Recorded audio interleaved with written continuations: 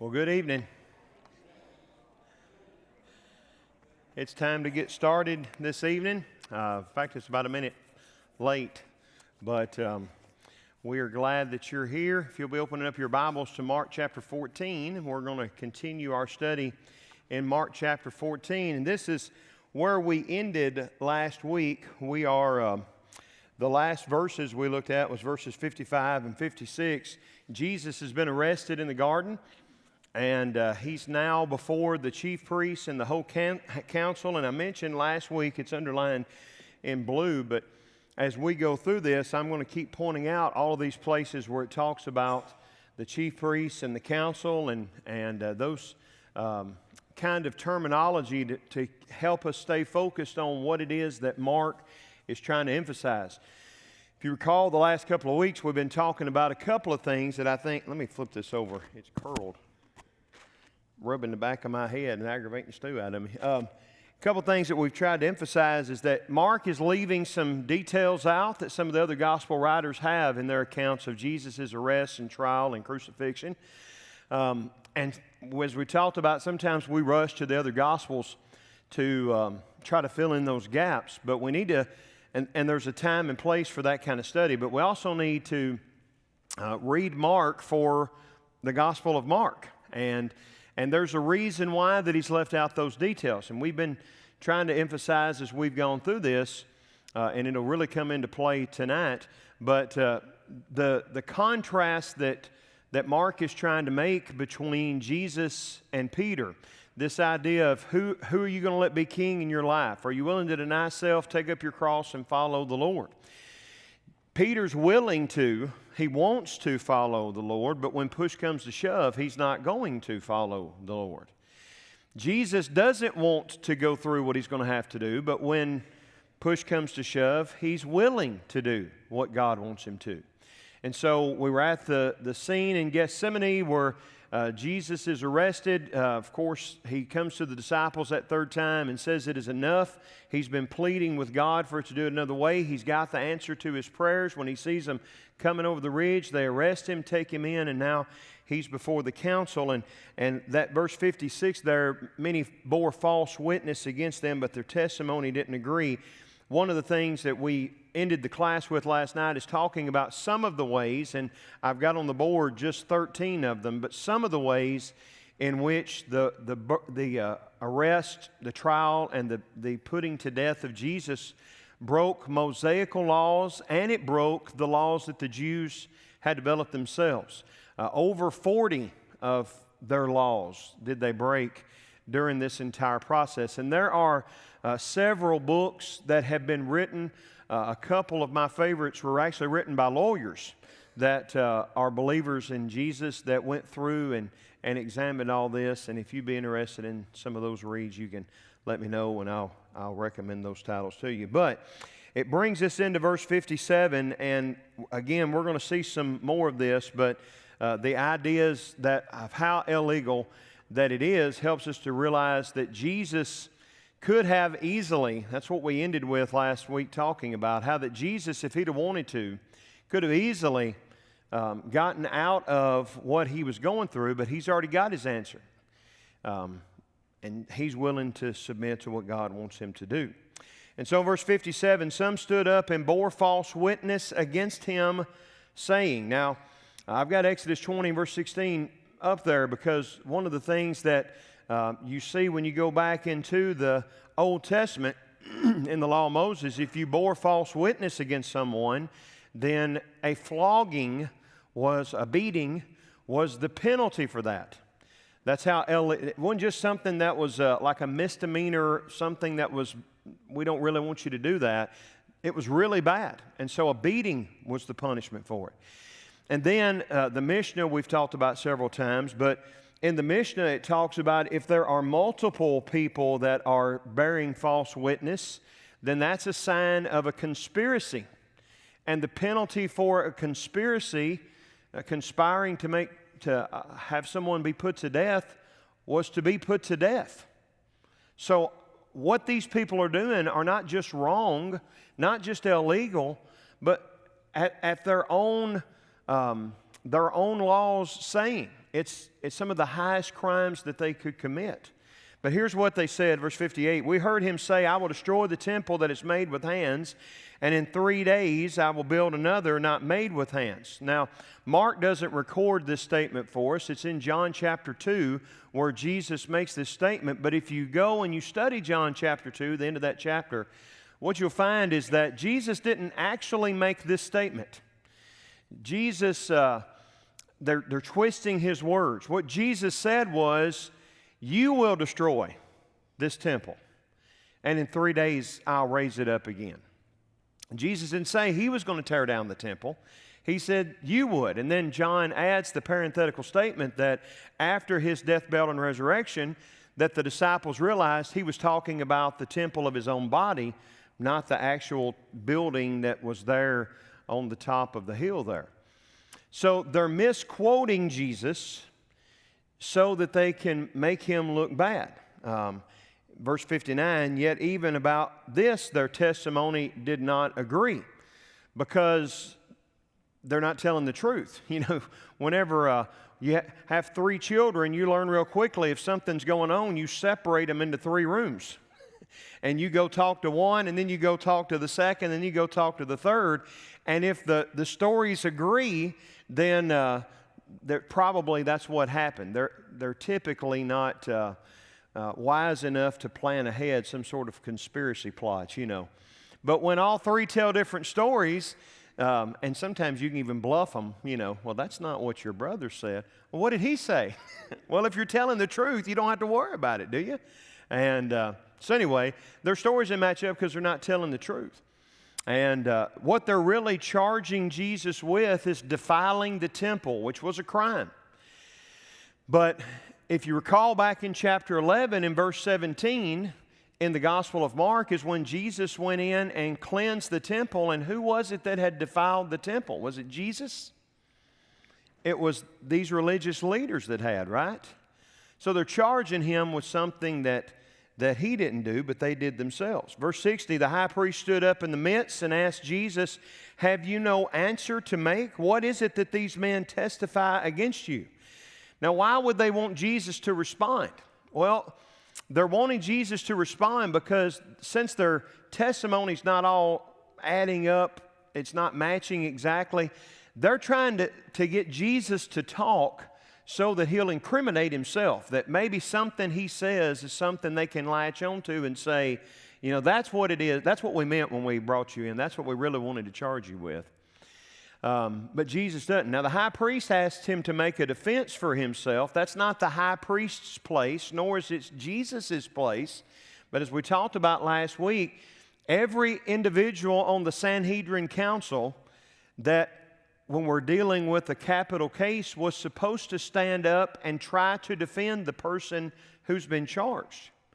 But see, they're not worried about, they're breaking their law, but they're not worried about the law. It's amazing how many laws they're willing to break just to get Jesus on a cross because he supposedly broke one of their laws. Verse 61, but he remained silent and made no answer. Well, why did he remain silent? It's because of the answer that Jesus has already been given by God. This is a cup that cannot pass from me. That's what he prayed. If it's possible, let this cup pass from me. If there's any other way we can do this, let's do it that way. But he got his answer. This cup is not going. Jesus could have spoken up, and with all of the atrocities going on, the perversions of justice going on, Jesus could have argued his way out of this very easily. But he makes no answer because he's okay. We talked about, if you recall, when Jesus was at the Garden of Gethsemane, some of those steps that he took and how applicable it was in our lives when we're dealing with difficult things. Remember that last step that we talked about is ultimately we've got to trust in God that even if he answers in a way that's different than what we want, we've got to trust him enough that he's going to carry us through it. And as much as Jesus, we were talking about in our class, I think it was Sunday morning we were talking about in our class, in the middlers class, but maybe I'm wrong. Jeff is maybe in here. Did we talk about Jesus praying and the sweat drops of blood? Or did I? Okay, so we were talking about how the strain that was on Jesus in that garden and how earnestly he's pleading and praying with the Lord. But after he leaves the garden, you don't see that. You see a peace about Jesus because he's trusting that God is going to see him through. And so, again, second half of verse 61, again the high priest asked him, "Are you the Christ, the Son of the Blessed?" Well, the blessed was a term that they used to refer to Yahweh, the Lord. So now they're changing the charges. The charge was that he was defiling the temple. The charge was that he was committing blasphemy. And now they're saying, "Are you claiming to be the Messiah?" And we talked about last week about how illegal that was. Well, when he was asked that, Jesus said in verse 62, "I am." Which we would say that's about as short a sentence as you could make. But if you're reading this from the Jewish mindset, "I am" means a lot more than just "I am." Because if you remember when Moses was standing at the burning bush, and he says, "If they ask who sent me, what'll I say?" And the voice from the bush said, "You say, I am. Tell them that I am has sent you." And that became a terminology associated with the Lord, a name for the Lord. Now, I've already said when we get back, Johnny Shanklin has decided that we're going to, when we get back from our summer series, we're going to start in with the Gospel of John in here. And when we get into John, Mark doesn't emphasize it as much, but John does emphasize how many times that Jesus will use this terminology, and the people knew what it meant. There's times when he'll say, "I am," and they pick up rocks to stone him because they hear him saying, "I'm God." And that's what he says, "I am."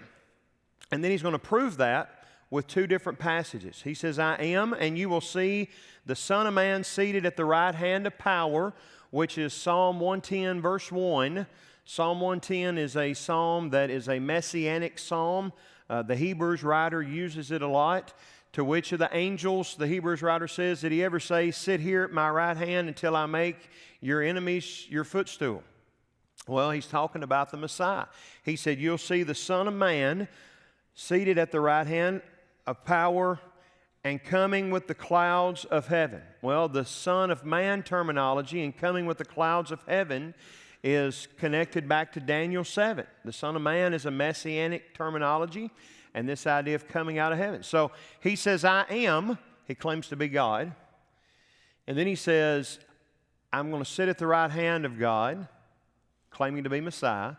"I'm the Son of Man that's going to come in the clouds," claiming to be Messiah. So Jesus answered this question. And then the high priest, verse 63, tore his garments, which, by the way, was against the law. The high priest was not supposed to tear his garments. In fact, the high priest was not supposed to get upset during a trial. He was the one that was supposed to keep his cool when everybody else is losing theirs. He's the one that's supposed to bring levity to the situation. Y'all don't want to see the Cardinals, do you? I forgot to. Maybe you want to see the Cardinals. I don't know. I'll turn off my notifications like I should have earlier. He's the one that's supposed to maintain levity and keep some balance in what's going on, especially in a capital case when we want to make sure that we don't put somebody to death that didn't deserve to die. We need somebody that's going to be willing to if everything starts running on emotions, to calm everybody down. We're not going to make this kind of decision on emotions, but rather, Joe Friday, just the facts man. And he's the one that's inciting the emotions. But why does he tear his garments? Well, he's excited. Really, he does it to show. They would tear their garments to show that they were upset or they were grieving or something. But really and truly, he's kind of happy about what Jesus said, because now he's got what he wanted. He's got Jesus saying something that we can pin on him. And so this is what the high priest says: "What further witnesses do we need? We finally got it. What they've been doing all this time has just been throwing stuff against the wall to see if anything stuck. Well, now we've got something that'll stick. So the witnesses didn't agree, but who cares about the witnesses now? We've got him to admit blasphemy. And then he says, you have heard his blasphemy. What is your decision? Well, the decision had already been made before they even got Jesus in there, hadn't it? They've been conspiring to put Jesus to death. They'd already figured out not only what his verdict was going to be, but what his sentence was going to be. We've just got to figure out what crime he's committed, which is so backwards a way to do it, but again shows how illegal what it is that they're doing. And they all condemned him as deserving death.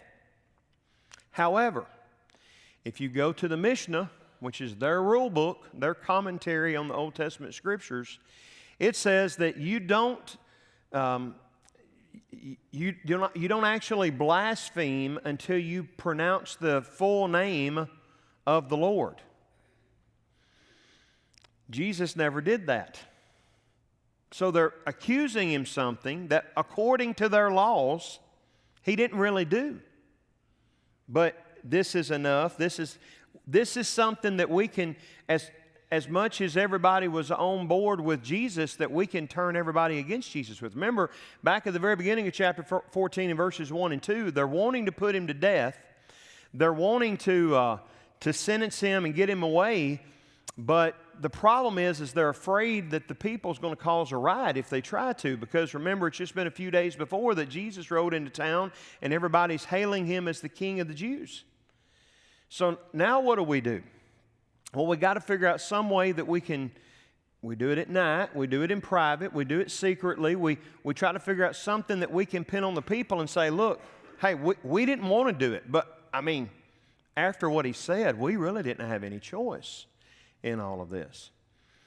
And so they condemned him to deserving death, which they'd already done previously. By the way, one of the things that I mentioned, I'm underlining in blue all the high priest, the priest, the council, all those terminology, because remember, Mark is pointing us back to the parable that Jesus taught about the tenants, the renters who thought that if they killed the son, they would inherit the vineyard. Well, that's what they're thinking, but they're not going to. Verse 65, and some begin, and this is when, if you're like me, you begin to, it's hard to read. Because up to this point, Jesus has done great things, and there's some travesties of justice that have gone on. He hadn't, been read his rights and appointed a lawyer and, the kind of things that we would expect in our culture. But here's where God the Son begins to endure things that he didn't have to endure because of Corey. And some began to spit on him. I've never been spat on. Not on purpose, anyway. Sometimes I've been, in the back of the truck and somebody spits out the front window. Some of you guys have been hauling hay and experienced that. It's not a pleasant experience, right? I've never had anyone do it intentionally. When it was unintentional, it made me mad enough. But they were spitting on him. And to cover his face and to strike him, saying to him, prophesy. So they put like a hood over his head to where he couldn't see, and then they would sneak around and hit and say, so tell us who hit you. Making fun of him. Could he have told him that? Well, of course. Could he have gotten away? Of course.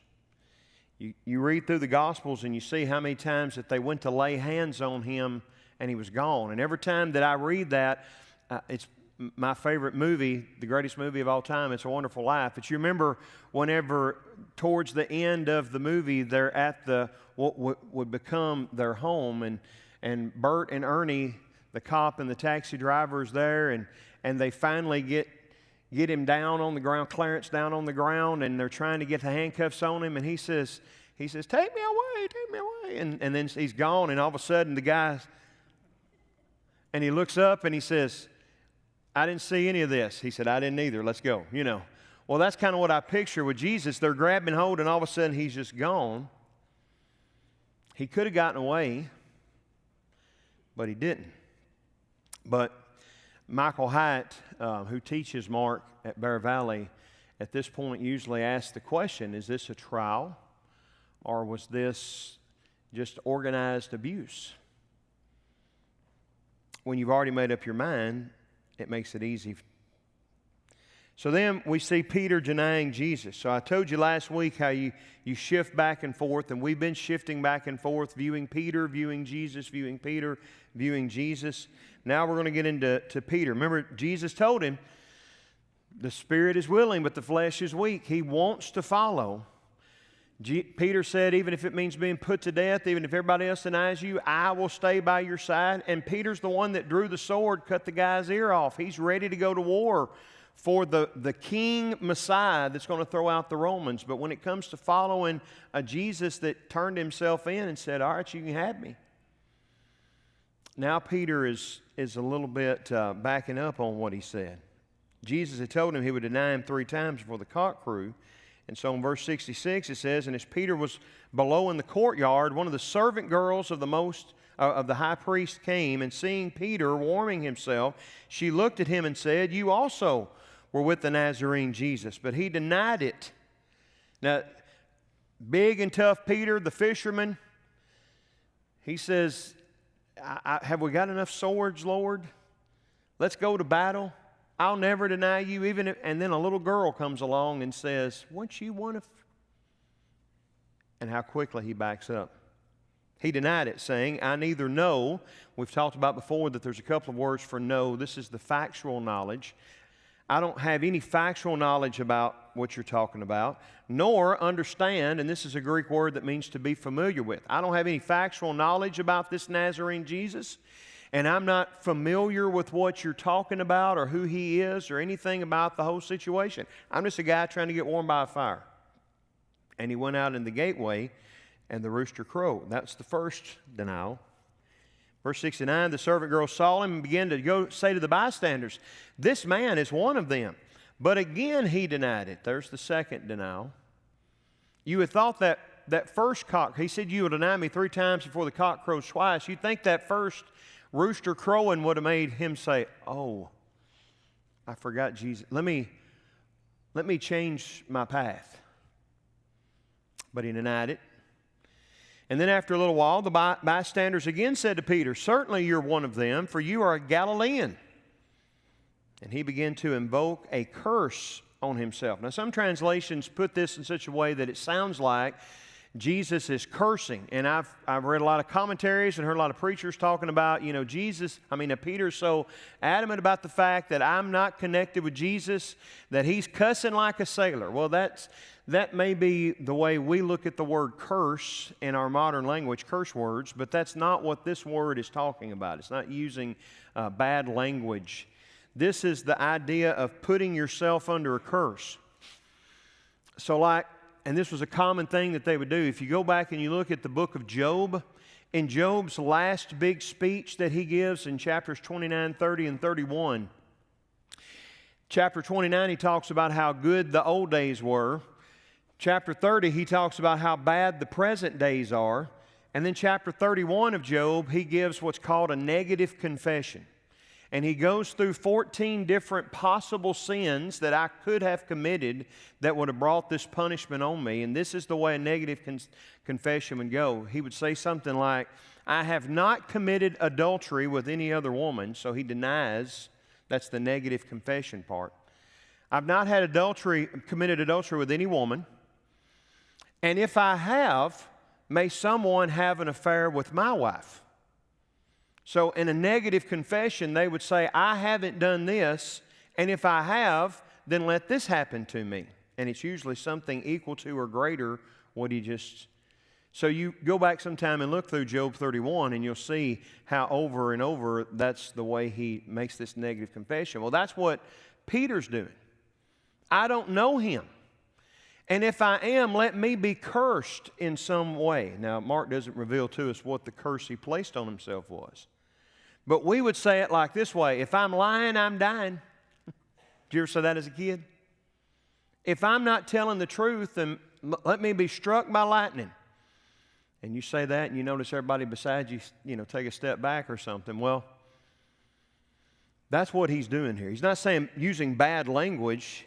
That's how strongly he's making his case that I don't know him. He began to invoke a curse on himself and to swear. And again, we think of swearing as using bad words, but the word here means to take an oath. On my honor, I'm not doing anything wrong.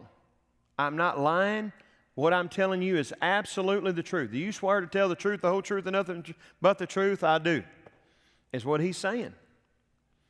And if I'm not telling the truth, then may I be struck down in some way.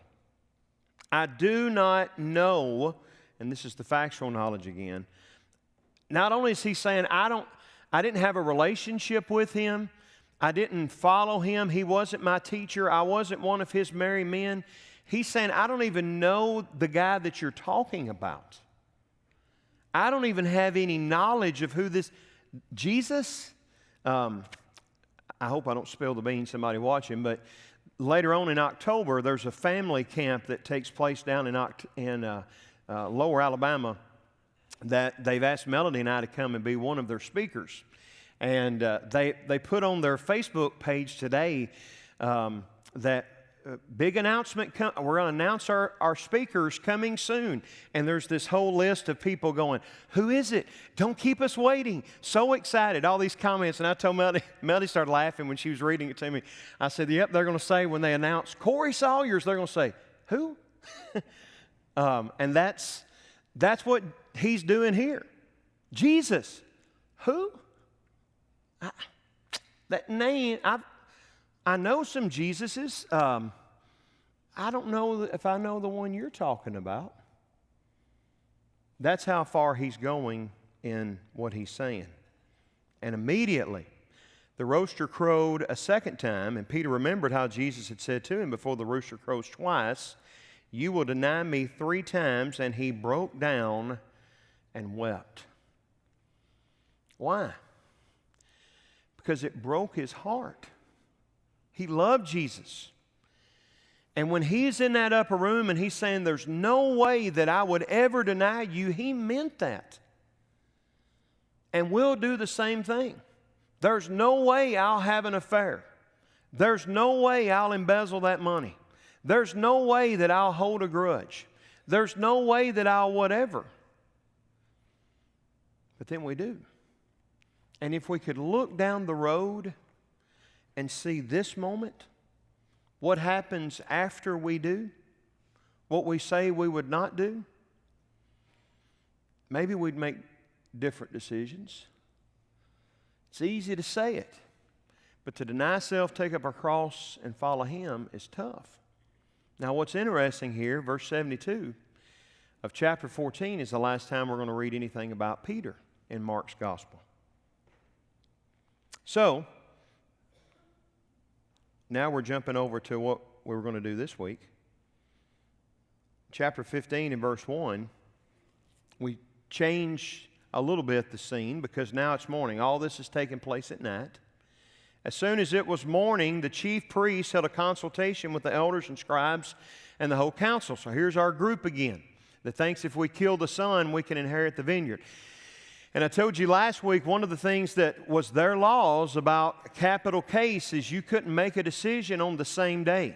You started the trial on one day, and then you came back the next day. That gave time for anybody to, hey, did you hear what was going on down at the Sanhedrin? No, what? They got Danny Cash down there going to put him to death because they said he did this or that. Well, Danny didn't do that because he was with me out working in the wheat field yesterday. So that gives me time to go down there and testify on his behalf. It gives them time to, as members of the council, kind of calm down and get the emotion out of it and think about it. Am I really willing to sentence this person to death? And so it's the next morning, but you remember how the Hebrew day works. It starts in the evening and it ends the next evening. So while we've gone from nighttime to day, we're still technically the same day. So they're breaking their laws. And they bound Jesus and led him away and delivered him over to Pilate. Now, why did they deliver him to Pilate? Well, again, chapter 14, verses 1 and 2, they're afraid of a riot. And if we can get, sometimes you'll hear people say, well, they didn't have the right to put someone to death. They didn't have the right to put someone to death for breaking a Roman law or something of that nature, but they had the ability to put someone to death that broke one of their laws or one of their religious customs. You remember in Acts chapter 7, when Stephen preaches the gospel to them, what did they do? They put him to death, didn't they? And so it's not that they couldn't, but this is kind of we're going to use a technicality, because if we can get the Romans to do it, then we can come back to the people and say, those Romans, look what they did. We didn't want it to go that far, but here's what happened. Also, if you remember, one of those suffering statements that we noticed in chapter 10, verses 33 and 34, he talked about he was going to go to Jerusalem, that he was going to be arrested, he was going to be beaten, he was going to be delivered into the hands of the Gentiles. So this is fulfilling prophecy that Jesus had told them back in 10:33 and 34. And Pilate asked him, "Are you the king of the Jews?" Now wait a minute. I thought that the accusation against Jesus was blasphemy. Well, if they go to Pilate and say, we need you to kill Danny Cash, he's been blaspheming our God, you know what they're going to say? So? I don't care what he does to your God. Your God's inferior to our gods anyway, or we wouldn't be occupying your land. But when we go to Pilate and we say, he's been claiming he's our king, and we have no king but Caesar, then it becomes a Roman problem. Then it becomes an insurrection problem. And he answered him, this is Jesus' answer, "You've said so." And the chief priests accused him of many things. You know, really, he's just a troublemaker. He's defamed the temple. He's committed blasphemy. He's guilty of insurrection. He's just a troublemaker, Pilate. You really probably ought to do something with him. Verse 4, Pilate again asked him, "Have you no answer to make? See how many charges they bring against you," back to verse 3, and all of those many charges that they're making. "Aren't you going to defend yourself?" But Jesus made no further answer. Why? Jesus had already got his answer. It is enough.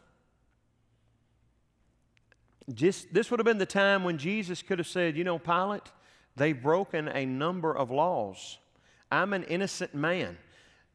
Examine their witnesses, and their testimony doesn't add up." But he answered nothing, because he already has his answer from the Father, so that Pilate was amazed. You know, typically if you were brought to the Roman government to be put to death, you can imagine what the reaction would be. Everybody, we don't think about crucifixion that much, but everybody in that day and time knew what it meant to be crucified. And they knew how horrible it was and how painful and terrible that it was.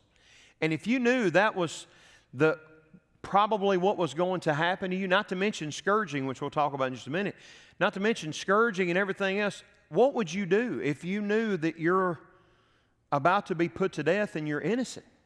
Down on your knees, begging for your life? And Jesus doesn't say a word. He just stands. He's at peace.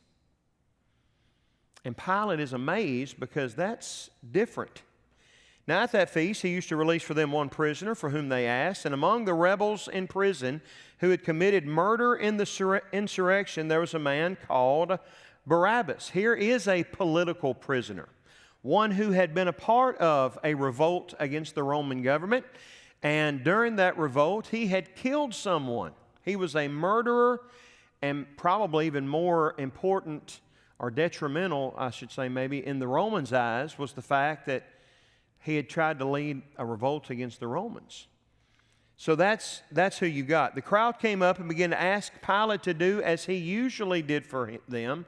Verse 6, release a prisoner at Passover time. But he answered them, saying, "Do you want me to release for you the king of the Jews?" For he perceived that it was out of envy that the chief priests had delivered him up. Pilate says, "I may not be a smart man, Jenny, but I can tell there's only one reason you brought him to me. So we've got a guy who's tried to lead a revolt. We've got a guy who's a murderer. You want me to deliver somebody back to you? Okay, I'll give you a choice. You want the revolt murderer guy, or the guy that really hasn't done anything wrong, just your religious leaders are jealous of him?" Probably thinking they would rather have a guy that's a teacher released among them than someone who's a murderer. So verse 11, but the chief priest stirred up the crowd to have him release for them Barabbas instead. You see who's behind, who's kind of running the show here with this. And Pilate again said to them, it's not translated in our ESV, but that word for want or wish, that's a key word throughout the book we've noticed several times. What do you wish? What do you want that I do with the man you call the King of the Jews? When did they call him that? When he's marching into town. So what do you want me to do with him? If you want me to release Barabbas, what do you want me to do with this guy? And they cried out again, crucify him. And Pilate said, why? What evil has he done? You know what the evil that Jesus had done? He caused them to be envious, verse 10. That was the only evil that he had done. Before class tonight, Webb and I were talking, and we were talking about different sermons and whatnot. He was talking about a sermon he remembered Willie Johnson preaching years ago about what happened with Jesus casting out the demons in the area of the Gadareans, and they went into the pigs, and then they wanted Jesus to leave. And he said, I remember him talking about that sermon was what would you call it? The price for pig? The price of pigs. That's what they were willing to give up Jesus for, was for the price of pigs. What are you willing to give Jesus up for? Well, he's made us jealous. Pilate said to them, why? What evil has he done? But they shouted out the more, crucify him, crucify him. So Pilate, wishing to satisfy the crowd. Hadn't that been the issue all along? They're afraid to do anything because of the crowd. They're trying to get the crowd turned on their side, turned against Jesus. Pilate's wanting to not cause any kind of riots or problems, so wishing to satisfy the crowd. And isn't that what we do? If we're honest, we make a lot of decisions based on what's going to satisfy the crowd. What's going to make, not is it biblical or not biblical, but what's going to keep people from getting upset. What is it that is going to get me on the inside in my company? Or what is it that's going to get me that promotion? Or what's going to make me look like one of the boys or whatever? Not is it right or wrong, but what we preach to the teens. I don't know what Aaron's teaching on tonight with the teens, but there's a good chance he's going to talk about peer pressure, because we talk with our young people from the time they get about 10 to 18 about peer pressure all the time. And then they turn 18 and we stop talking about peer pressure. But peer pressure is real with adults, isn't it?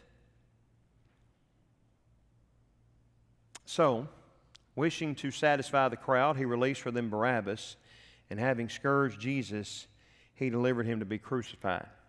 And we'll stop at verse 15, but I want to point out one last thing, how he just reads across having scourged Jesus. Just a simple little statement that we probably wouldn't think a lot about. He scourged Jesus.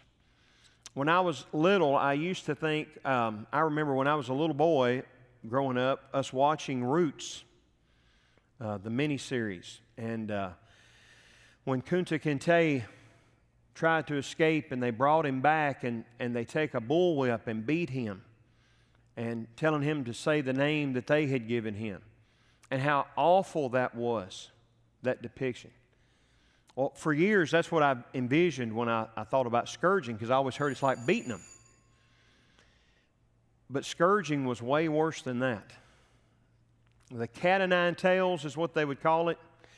It was a whip that had a short handle, and it had somewhere between 7 and 14, usually 9, braided whips that came out, and on the end of those they would tie pieces of rock or bone. And the idea was, as each time they came down on his back, it wasn't like getting hit one time with a bullwhip, it was hitting 9 times. And the bones or the rocks that would hit would cause giant bruises to form on the back. They were able to strike them anywhere from the neck down to the top of the legs. And these big bruises would form, and then that braided leather would come across those bruises, and this is graphic, I know, but it would burst open those bruises. One historian said that after a scourging, that long bloody ribbons of flesh hung from the skeleton of the person who was scourged. Another historian of ancient times said that after a scourging, it looked as if he'd been attacked by a pack of ravenous wolves. There was so much blood loss and so much damage done to the body that lots of people died from scourging alone. And at any point, Jesus could have said, "I object, Your Honor." At any point, he could have called 10,000 angels, more than that actually, and destroyed the world and set him free. But for two reasons, he took that punishment and abuse. Because God said so, and because Corey needed so. And he hasn't even begun with the process of crucifixion yet. Deny self, take up your cross, and follow me. If you're following leadership that you know genuinely cares about you, and if you're following leadership that you know doesn't mind doing what they're asking you to do, isn't it a lot easier to follow those kinds of leaders? That's the kind of leader that we have in Jesus. And we're thankful for that. So we'll begin next week looking at verse 16. I've got on here, read verses 22 to 47, but if you would, read verses 16 through 47, and we'll try to see how far we can go with that. Before we dismiss this evening, we'll have a few announcements that we want to make. Here in just a moment, Glenn Cass